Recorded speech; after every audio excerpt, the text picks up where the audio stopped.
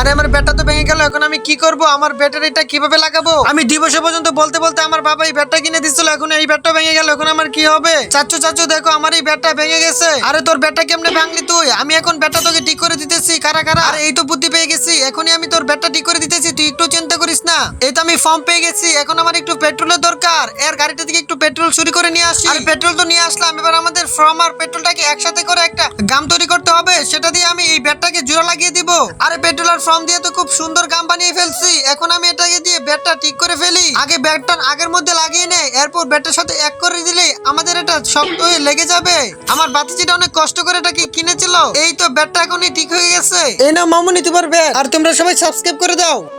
আরে বাঁচা বাঁচা, আমাদের পিছনে দেখো এটা কি লেগেছে। আরে আরে মাস্তান ভাই, তুমি আমাকে এটার হাত থেকে বাঁচিয়ে নাও, এটা আমাদেরকে এক করে ফেলতেছে, তুমি ওর থেকে আমাদের সিকিউরিটি দাও। আরে এখানে তো থেকে একটা পিস্তলওয়ালা মানুষ, আমি এখান থেকে পালা। আরে তুই কোথায় পালাবি? তোকে তো আজকে ছাড়বো না। তোর কত বড় সাহস, তুই আমার এলাকার মেয়েদের উপর আক্রমণ করার চেষ্টা করস?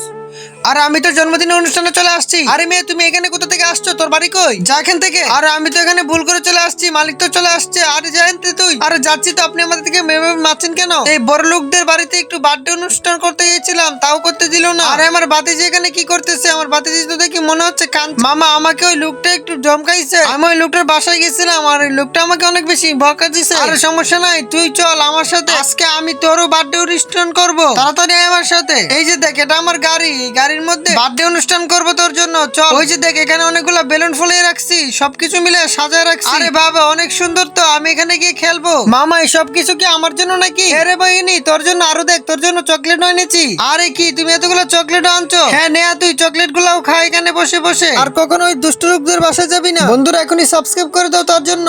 আরে আমার তো স্কুলে দেরি হয়ে যাচ্ছে। আরে এটা কি হইলো? আমার তো পায়ে ব্যথা পেয়ে গেল। আরে রাস্তার মধ্যে ইটটা কে ফেলে রেখে গেছে, ধর, এখন আমার পাটা নষ্ট হয়ে গেল, আমি এখন কি করে যাব? আরে আমার বাতিজি এখানে বসে আছে কেন?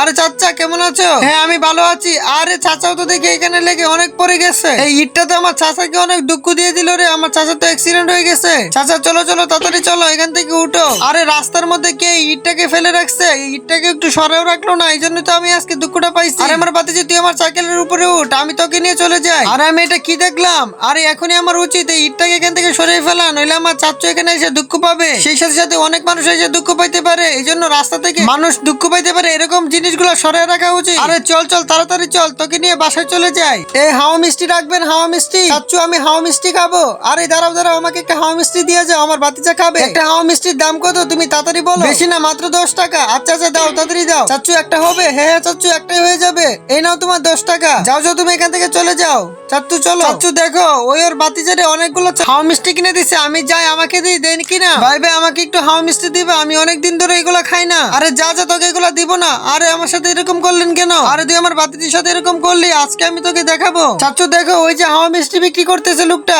আরে আমার বাতিজি, আমার কাছে তো অনেক টাকা নাই। আমার কাছে টাকা নাই তো কি হয়েছে? আমি এখান থেকে চুরি করে নিয়ে আসবো। আরে আরে কেরারে, আমার হাওয়া মিষ্টি চুরি করে নিয়ে যেতেছে। আরে দাঁড়া বজ্জাত মেয়ে, তুই আমার এগুলো নিয়ে যাচ্ছিস কেন? দাঁড়া দাঁড়া, তুই পালাবি কোথায়? তোকে তো এখন আমি ধরে নিয়ে যাবো গা। ভাই ভাই, আমার বাতিজিরে ক্ষমা করে দিন, আমার বাতিজিটা অনেক বুঝে না তো। ক্ষমা করবো, তাহলে টাকা দাও। না, আমার কাছে তো টাকা নাই। আচ্ছা টাকা না থাকলে আর কি করার, আপনার বাগনিকে আমি তো একটা ফ্রিজে দিয়ে দিলাম।